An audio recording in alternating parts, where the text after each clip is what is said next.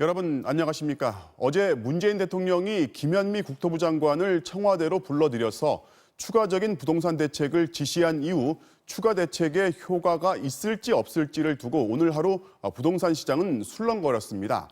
핵심은 투기 세력 또 이미 집을 여러 채 가진 이들에게 세금 부담을 더 지우라는 건데요.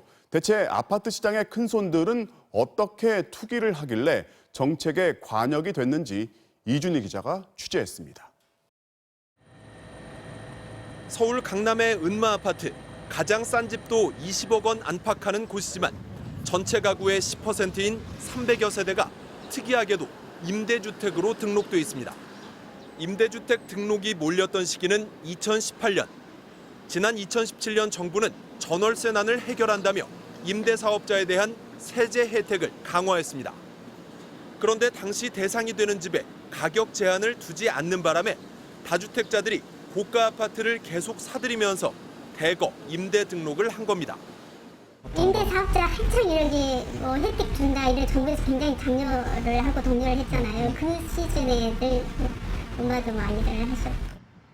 전문가들은 당시 정부가 다주택자를 잡는다면서도 임대주택 혜택에 구멍을 만드는 바람에 결과적으로 다주택 투기 세력에게 길을 열어줘 집값 상승을 부추겼다고 말합니다.